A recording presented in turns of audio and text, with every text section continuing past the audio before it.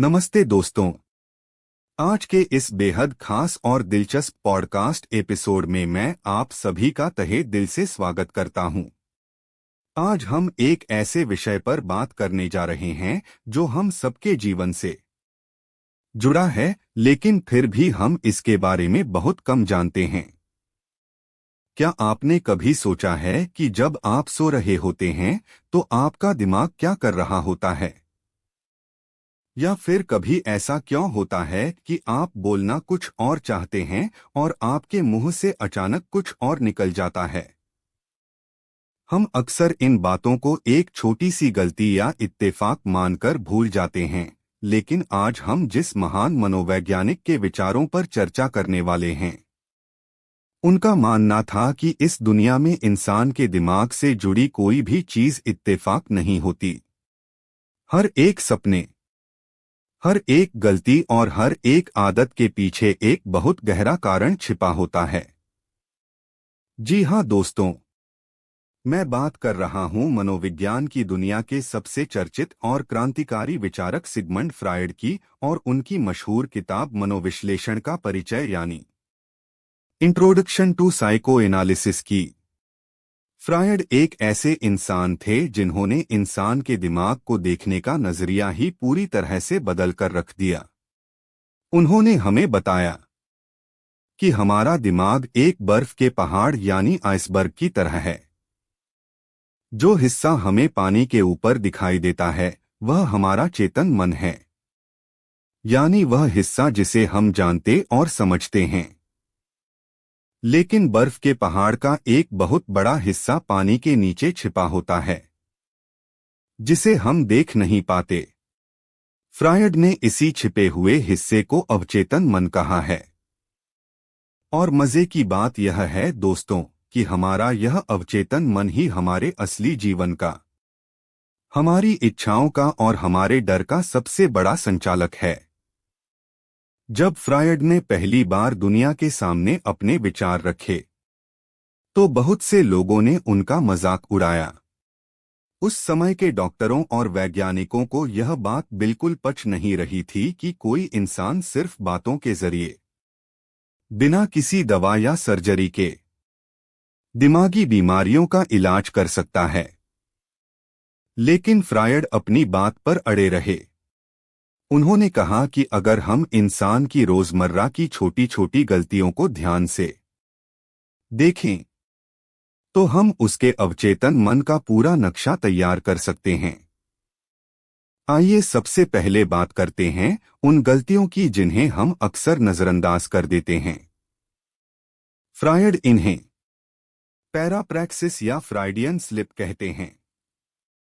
मान लीजिए आप किसी से बात कर रहे हैं और अचानक आप किसी का नाम भूल जाते हैं, या फिर आप कोई शब्द गलत पढ़ लेते हैं या अपनी चाबी कहीं रखकर भूल जाते हैं। आमतौर पर हम कहेंगे कि यार मैं थक गया था या मेरा ध्यान कहीं और था, इसलिए ऐसा हुआ। लेकिन फ्रायड कहते हैं रुकिए, ऐसा नहीं है। फ्रायड के अनुसार जब आपकी जुबान फिसलती है तो वह आपके मन की कोई दबी हुई इच्छा या सच्ची भावना होती है जो बाहर आने का रास्ता खोज रही होती है। उन्होंने एक बहुत ही मजेदार उदाहरण दिया है। एक बार एक सभा के अध्यक्ष ने मीटिंग शुरू करते हुए कहा, मैं इस सभा के समाप्त होने की घोषणा करता हूं। अब आप ही सोचिए, अध्यक्ष को कहना था कि सभा शुरू होती है, लेकिन उनके मुंह से निकला कि सभा समाप्त होती है। फ्रायड कहते हैं कि यह कोई मामूली गलती नहीं थी। दरअसल उस अध्यक्ष के अवचेतन मन में उस मीटिंग को लेकर कोई दिलचस्पी नहीं थी। वह अंदर से यही चाहता था कि यह मीटिंग जल्दी से खत्म हो जाए, और यही दबी हुई इच्छा उसकी जुबान फिसलने के रूप में बाहर आ गई। इसी तरह अगर आप किसी का नाम बार बार भूल रहे हैं तो हो सकता है कि आप अवचेतन रूप से उस इंसान को पसंद नहीं करते या उससे जुड़ा कोई बुरा अनुभव आपके मन में दबा हुआ है। जब आप अपनी चाबियां भूल जाते हैं तो शायद आपके अवचेतन मन की इच्छा होती है कि आप उस जगह से बाहर न जाएं। यह सब सुनकर थोड़ा अजीब लग सकता है, लेकिन अगर आप गहराई से सोचेंगे तो पाएंगे कि हमारी ये छोटी छोटी गलतियां हमारे मन की एक बहुत बड़ी कहानी बयां करती हैं। फ्रायर कहते हैं कि हमारा मन हमेशा एक युद्ध का मैदान होता है। एक तरफ हमारी वो इच्छाएं होती हैं जो सामाजिक नियमों और संस्कारों के कारण हम पूरी नहीं कर पाते, और दूसरी तरफ उन इच्छाओं को दबाने वाली ताकत होती है जिसे हम सेंसरशिप कह सकते हैं। जब हम जाग रहे होते हैं तो यह सेंसरशिप बहुत मजबूत होती है, इसलिए हमारी दबी हुई इच्छाएं बाहर नहीं आ पाती। लेकिन दोस्तों, जब हम सो जाते हैं तो यह सेंसरशिप थोड़ी कमजोर पड़ जाती है, और तभी हमारी ये दबी हुई इच्छाएं अपना रूप बदलकर, भेष बदलकर बाहर आती हैं। और इन्हीं भेष बदली हुई इच्छाओं को हम सपने कहते हैं। फ्रायड के अनुसार सपने कोई बेमतलब की चीज नहीं हैं। सपने हमारे अवचेतन मन तक पहुंचने का एक सीधा और राजसी रास्ता है। पुराने जमाने के लोग सपनों को भविष्य की भविष्यवाणी मानते थे, जबकि उस समय के डॉक्टर मानते थे कि सपने सिर्फ शरीर की किसी गड़बड़ी, जैसे पेट खराब होने की वजह से आते हैं। लेकिन फ्रायड ने इन दोनों बातों को नकार दिया। उन्होंने कहा कि हर सपना हमारी किसी न किसी दबी हुई इच्छा की पूर्ति है। अब आप कहेंगे कि फ्रायड साहब, मैं तो सपने में बहुत डरावनी चीजें देखता हूं, तो क्या मैं डरावनी चीजें चाहता हूं?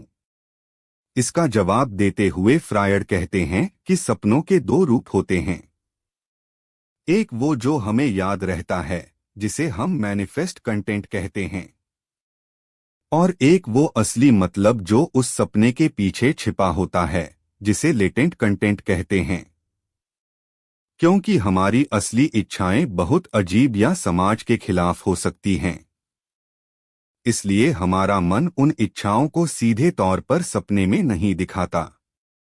वह उन्हें बदल देता है, उन्हें प्रतीकों या सिंबल्स में ढाल देता है। इसे ही फ्रायड ड्रीम वर्क कहते हैं। यह ड्रीम वर्क कई तरह से काम करता है। कभी कभी यह बहुत सी बातों को मिलाकर एक ही चित्र बना देता है, जिसे कंडेंसेशन कहते हैं। कभी कभी यह किसी बहुत महत्वपूर्ण बात को किसी मामूली सी चीज से बदल देता है, जिसे डिस्प्लेसमेंट कहते हैं। तो दोस्तों, जब हम कोई सपना देखते हैं तो हमें उस सपने के पीछे छिपे प्रतीकों को समझना पड़ता है। फ्रायड ने अपनी रिसर्च में पाया कि सपनों में कुछ प्रतीक बहुत ही आम होते हैं। उदाहरण के लिए, अगर आप सपने में किसी राजा या रानी को देखते हैं तो उसका मतलब आपके माता पिता हो सकते हैं। अगर आप छोटे जानवरों को देखते हैं तो वे आपके भाई बहन हो सकते हैं। पानी से जुड़ा कोई सपना जन्म से जुड़ा हो सकता है, और किसी यात्रा पर जाना मौत का प्रतीक हो सकता है। फ्रायड ने यह भी बताया कि सपनों में दिखाई देने वाले बहुत सारे प्रतीक हमारी यौन इच्छाओं से जुड़े होते हैं। जैसे कोई भी लंबी या नुकीली चीज, छड़ी, पेड़, चाकू या बंदूक पुरुष के अंगों को दर्शाती है, जबकि कोई भी खाली जगह, कमरे, डिब्बे, अलमारी या गुफाएं स्त्री के अंगों को दर्शाती हैं। चढ़ना, सीढ़ियां चढ़ना या उड़ना यौन उत्तेजना का प्रतीक हो सकता है। फ्रायड की यह बात सुनकर उस जमाने के बहुत से लोग भड़क गए थे। उन्हें लगा कि फ्रायड हर चीज में यौन इच्छाओं को क्यों घुसेड़ रहे हैं। लेकिन फ्रायड का कहना था कि यह इंसान की फितरत है। इंसान का दिमाग अपनी इच्छाओं को दबाने में माहिर है, और यौन इच्छाएं वो इच्छाएं हैं जिन्हें समाज सबसे ज्यादा दबाने की कोशिश करता है, इसलिए सपनों में इनका आना बहुत स्वाभाविक है। आइए इसे एक उदाहरण से समझते हैं।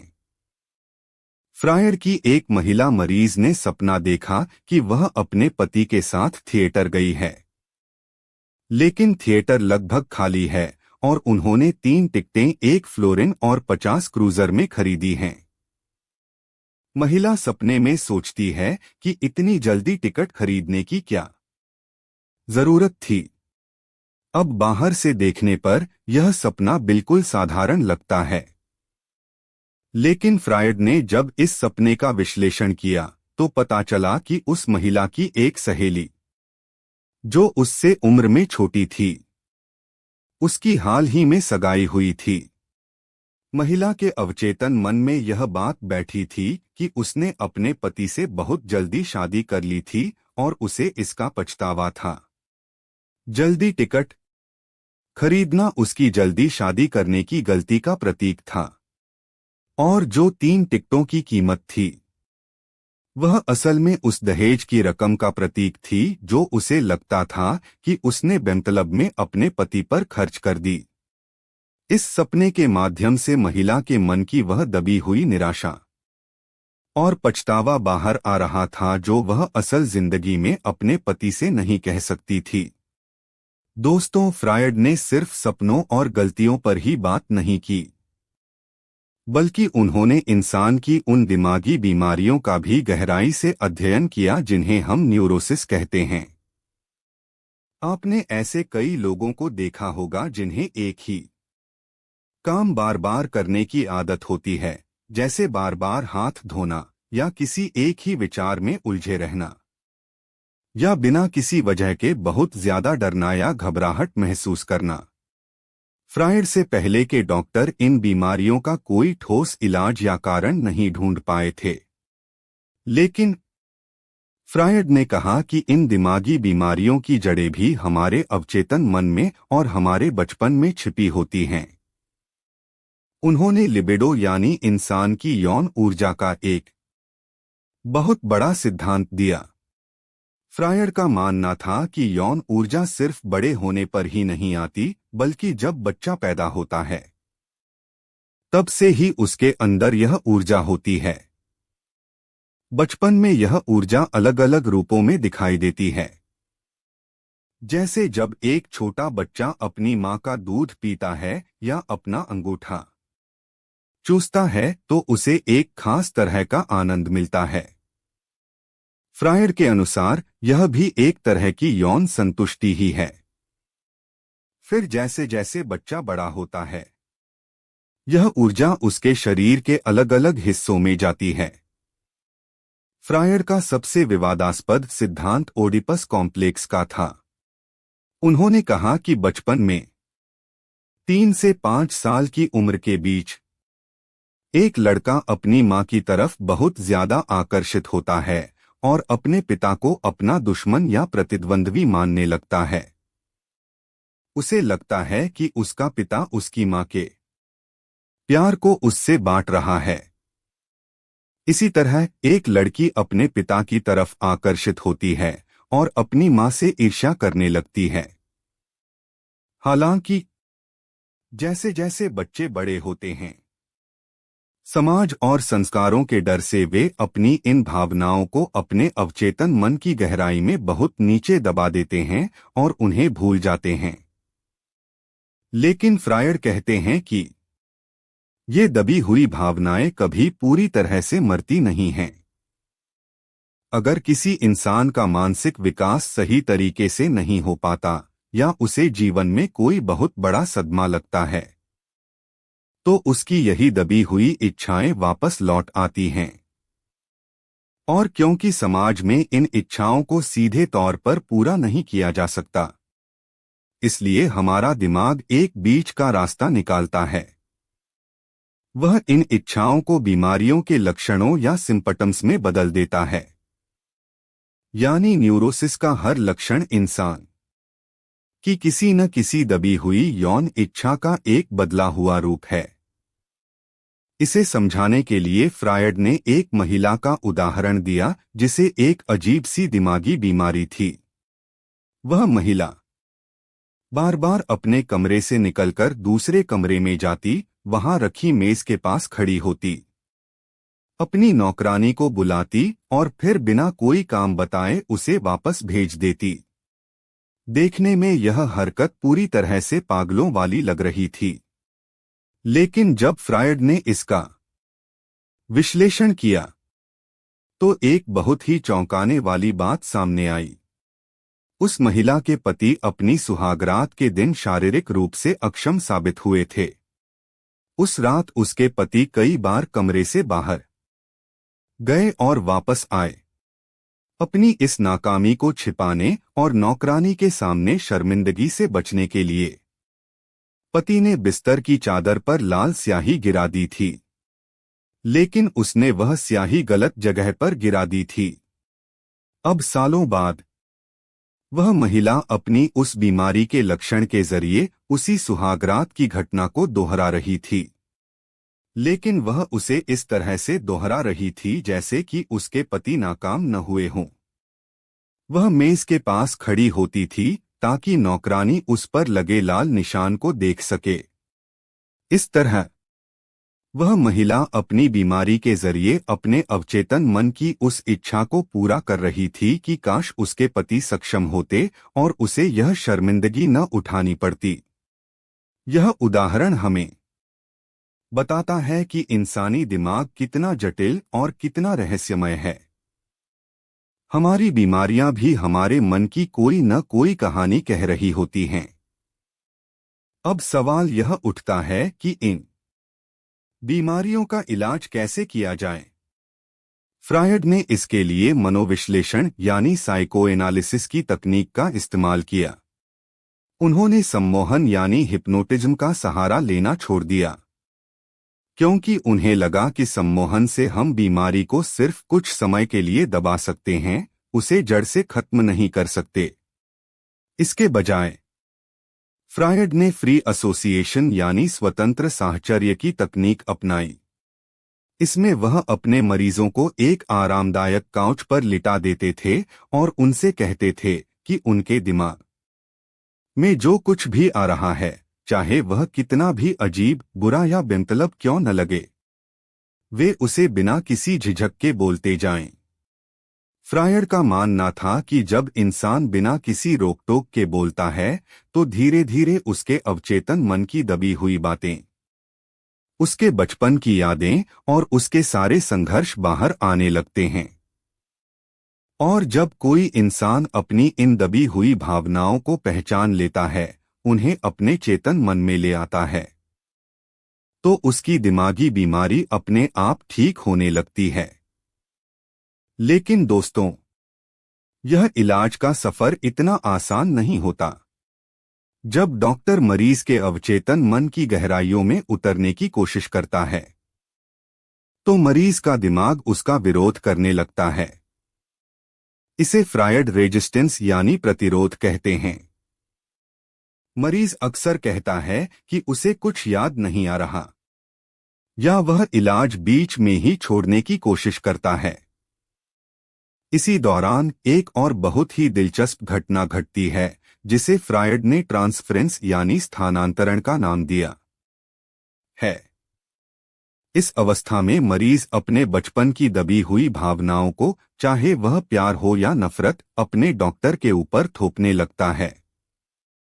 अगर मरीज एक महिला है तो हो सकता है कि वह अपने डॉक्टर को ही अपना पिता या प्रेमी मान बैठे और उससे प्यार करने लगे, या फिर अगर उसके मन में अपने पिता के लिए नफरत दबी है तो वह डॉक्टर से नफरत करने लगे। फ्रायड कहते हैं कि यह ट्रांसफरेंस इलाज के लिए बहुत जरूरी है, क्योंकि इसी के जरिए डॉक्टर मरीज के पुराने संघर्षों को वर्तमान में ला पाता है और उन्हें सुलझा पाता है। एक बार जब यह ट्रांसफरेंस खत्म हो जाता है और मरीज अपनी असलियत को स्वीकार कर लेता है, तो वह पूरी तरह से ठीक हो जाता है। तो मेरे प्यारे श्रोताओं, सिगमंड फ्रायड की यह किताब हमें यह सिखाती है कि हम खुद को जितना सीधा और सरल समझते हैं, हम उतने हैं नहीं। हमारे अंदर एक पूरी की पूरी दुनिया बसी है।